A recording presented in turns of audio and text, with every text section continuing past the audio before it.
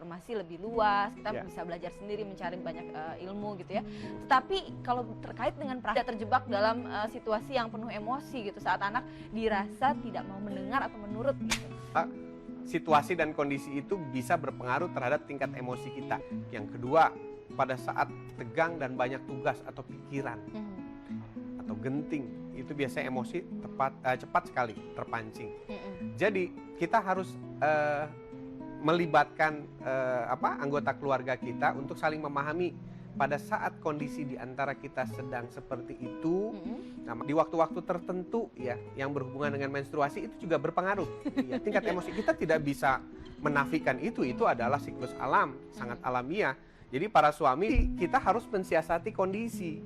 Satu, berbagi, bekerja sama, teamwork, atau kalau saya sih bahasanya kalau bisa melibatkan, bagi-bagi kan lebih ringan gitu. Pikiran para orang tua ini banyak yang keliru karena kita jadi orang tua tidak pernah bersekolah. Iya, nggak ada sekolahnya, nggak ada sekolahnya jadi orang tua. Jadi hampirnya, nah kita akan ulas satu persatu nih. Terjawab tuh tadi ayat tantangannya karena sudah ada penelpon yang masuk ke sini. Ibu Ade di Medan. Ibu Ade di Medan, silakan Ibu pertanyaannya. Malam Ayah. Selamat malam. Di guru TK gitu ya. Oke. Biasa ya kalau di TK kan pasti ada hal-hal apa saja yang sering dilakukan Ayah. Ya lumayan, sedang. Dalam satu kelas ada berapa murid? 110, jadi satu guru 10 Iya. murid. Tapi dalam satu Nah kadang-kadang kan gitu Misalnya ya. apa Bu? Misalnya? Misalnya sedikit saja dia nanti melakukan sesuatu yang mengganggu temannya gitu, dan itu udah Mengganggu temannya, saya boleh tahu nggak ciri-ciri? Kemudian boleh tahu nggak rambut-rambutnya tuh agak berdiri anto lurus? Anaknya lincah bergerak nggak? Iya. Anaknya lincah gitu ya. bergerak ya. Oke. Udah jelas nih Bu. Biasanya ciri-cirinya selalu mirip-mirip seperti itu ya Bu? Iya. Oke. Jadi gimana cara mengatasinya gitu ya Bu ya, supaya tidak terpancing emosi? Iya, terus gini ya satu lagi, biasanya berusaha untuk tidak emosi gitu. Iya. Tapi karena bolak-balik akhirnya Terpancing gitu, juga. ya. Apa karena kebanyakan energi itu anak, makanya jadinya mengganggu ya temannya gitu ya? Nah, barusan saya bilang bahwa banyak persepsi kita yang keliru dalam melihat anak. Makanya langkah pertama adalah kita belajar mengenali tipe-tipe anak. Nah, tipe-tipe anak. Kenapa tadi saya langsung intervensi ya? Coba ciri-cirinya seperti apa? Kurus gitu. Terus biasanya rambutnya agak berdiri-diri gitu ya. Penuh vitalitas. Energinya tuh berlebih. Nah, kebanyakan sistem TK kita pada umumnya lebih banyak belajarnya klasik, berada di kelas. Sehingga khusus untuk alurkan. Pada saat seorang anak tidak tersalurkan, dia berusaha menyalurkannya. Nah, namanya anak-anak kan dia tidak tahu apakah ini membuat orang lain kesel, jengkel. Yang jelas dia ingin menyalurkan. Nah, kalau di tempat kami Bu Ade, metodologinya begini. Kita bikin kelompok khusus, kita kasih tugas dia ngerjainnya di luar. Sambil lari, sambil manjat, nanti ada yang mengawasi. Nanti kalau sudah capek, hahaha gitu ya, keringetan dan sebagainya, kita lap lagi, ayo masuk belajar lagi bareng. Gitu. Pak Ali ya nama gurunya, itu ngasih 3 kursi Bu di paling belakang. Jadi dia bilang, kalau kamu bosen pindah ke sini ya. Kalau bosen lagi pindah ke sini. Kalau udah bosen lagi bilang sama Bapak. Nanti Bapak bilang, kamu lari-lari putar lapangan. Kalau udah capek, belajar lagi sama Bapak. Jadi Pak gurunya nggak pernah marah Pak Ali. Karena habis mengikuti training sama saya. Gitu, jadi begini gurunya juga nggak marah lagi sama gitu anaknya. Ya? Oke. Jadi nggak ada yang salah tuh sama anaknya. Tinggal bagaimana kita mensiasati metode pembelajaran. Oke, mudah-mudahan bisa diimplementasikan untuk Bu Ade di Medan ya. Dan Ayah nanti kita sambung lagi bincang-bincang kita yang seperti ini.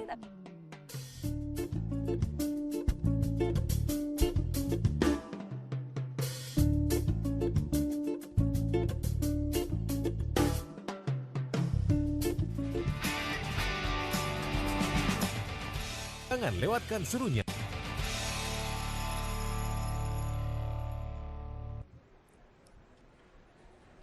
Terima kasih Mirsa, Anda masih bersama kami dalam Motivatalk. Sebelum kita lanjutkan obrolan bersama Ayah Edi, yuk kita lihat apa komentar orang tua tentang cara mengendalikan emosi mereka.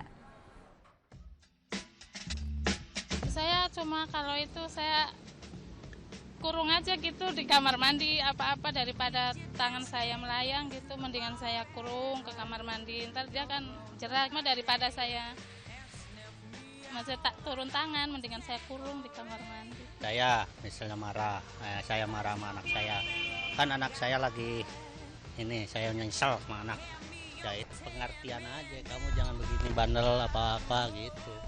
Ya kita bersabar, di samping bahwa itu adalah tetesan darah kita, tentunya kembali kepada diri kita. Siapa tahu kita ketika anak-anak, jangan-jangan kita lagi kecil begini gitu, insya Allah. Tindakan dilakukan ya, saya sekarang mempelajari bahwa kalau bisa mendidik anak itu cara isyarat ya. Nggak boleh begitu sambil muka kita agak dibedakan dari biasanya. Nah, ternyata setelah dilaksanakan Daripada tangan saya melayang, saya kurung aja di kamar mandi. Gimana tuh ayah? Iya, saya ngebayangin ada tangan bisa melayang-layang. Iya, jadi ini adalah fenomena cara mendidik kita ya, yang sebagainya. Kemudian juga karena kita ini mendidik berdasarkan turunan, jadi biasanya langkah-langkahnya, padahal dulu waktu kita masih kecil nggak suka tuh dibegitukan gitu. Tapi begitu kita jadi orang tua melakukan lagi pada anak-anak kita cara yang sama seperti tadi. Jadi akhirnya generasinya nggak putus gitu. Jadi generasi kita penuh dengan kekerasan. Nah, kita kan hendaknya mendidik itu dengan cara yang lebih arif ya, supaya tidak muncul lagi yang namanya kita mempelajari ciptaan Tuhan. Kayak tadi kita kan pada saat break ya, commercial break kan kita bicara ya. Kata Mbak Diti adalah anak yang rambutnya berdiri-diri aja ada artinya ternyata ya. Ternyata itu menjadi satu ini ya, indikator. karakteristik. Iya, betul. Penelpon kayaknya seru Ya. nih pembicaraan kita, sampai banyak yang mau menelpon ke sini. Selamat malam. Halo. Halo. Halo, selamat malam Ibu. Suaranya Bapak kecil Mayor, sekali. Bapak Mayor. Suaranya kecil sekali, Pak. Iya. Halo, iya, Pak Bapak Halo. Mayor. Dari Metro Lampung nih Pak. Oh iya, silakan Pak Silakan Mayor. Pak Mayor. Boleh suara TV-nya mungkin dikecilkan, Kak? Oh iya Iya. maaf. Oh ya gini Pak, Sanak yang super bandel nih Pak. Oh, Super bandelnya anak bagaimana bapak, tuh? Anak Bapak atau anak tetangga Bapak nih?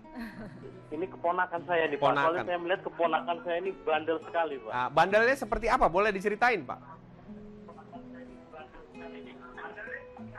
Boleh diceritakan bandelnya seperti Ya, dia apa? nakal sekali Pak. Misalnya? Kalau ibunya minta tolong, Anaknya usia berapa, Pak? kira-kira 10 tahunan Pak. 10 tahun ya. Laki-laki atau perempuan berpengaruh? Laki atau perempuan? Iya laki-laki. Laki-laki. Sejak kapan ini mulai terjadi, Pak? Sejak usia 10 tahun, 8 tahun, Ya, 7... memang seperti itu. Sekarang Sebelumnya tidak begitu ya, Pak? ya gimana Pak? Sebelum sekolah dia tidak seperti ini gitu. Iya, sebelum sekolah dia tidak seperti itu. Sebelum- Dengan memberikan hukuman kepada anak itu, kira-kira itu salah Hukuman satu seperti cara apa efektif gitu? nggak Pak untuk Efek. menyadarkan anak Baik. itu supaya dia tidak bandel lagi atau kapok lah gitu. Baik, Baik. baik. Terima kasih Pak Mayor. Oke, Oke, sama-sama. Terima Pak kasih. Mayor, tapi sampai lagi sesaat lagi.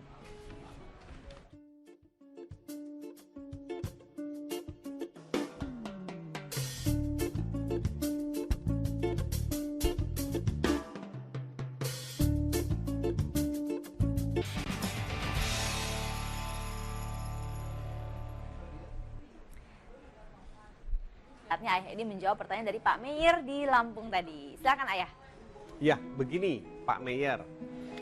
Yang pertama, perilaku anak itu ada karena mencontoh. Nah, siapa yang dicontoh? Yang pertama adalah lingkungan terdekat.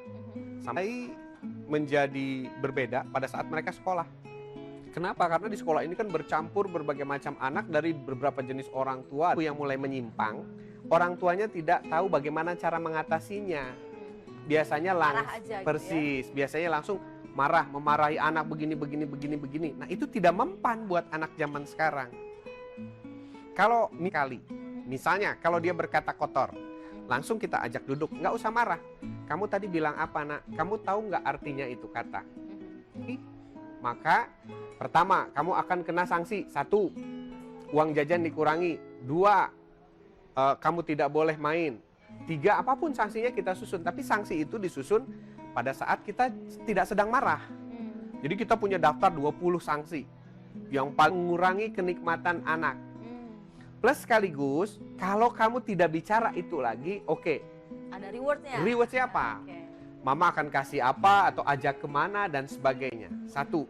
Terus kalau dia berhasil mengatasi satu kamu, nah, satu persatu. Jadi kasus itu nggak bisa 10 kita atasi. Meher ini keponakannya mungkin sudah orang tua. Yang pertama, kalau saya punya klien seperti ini, saya akan menganjurkan anaknya untuk ditarik dari sekolah yang bersangkutan. Dipindahkan, dicarikan sekolah yang lebih kondusif, yang anak-anaknya lebih ramah. Jadi mau anaknya bicara kotor, melawan orang tua, nggak peduli. Yang penting nilai KKM-nya tercapai. Padahal, makanya di Facebook saya lagi kampanye itu ya, untuk mencari sekolah-sekolah yang mengutamakan akhlak, baru nilai. Jadi akhlak dulu, baru nilai. Nah seperti itu. Kenapa? Karena begitu mata rantai sumber perilaku anak ini diputus, anak tidak lagi mencontoh, tidak ada lagi pressure dari teman-temannya. Nah setelah aturan main dibuat, satu kasus, satu aturan main, satu konsekuensi, satu punishment, satu reward. Nah satu diberlakukan. Hanya saya katakan, tidak tegas, anak akan melawan lagi, dan melawan lagi. Yang pastinya nature-nya anak mencari celah pastinya ya. Persis. Jadi harus butuhkan konsistensi. Pertama bisa dilakukan sekarang adalah menerapkan aturan yang berlaku dulu. Ya. Sambil survei sekolah ya. Dan aturan itu dibuat sedetail mungkin ya. Apa reward-nya, apa punishment-nya gitu ya.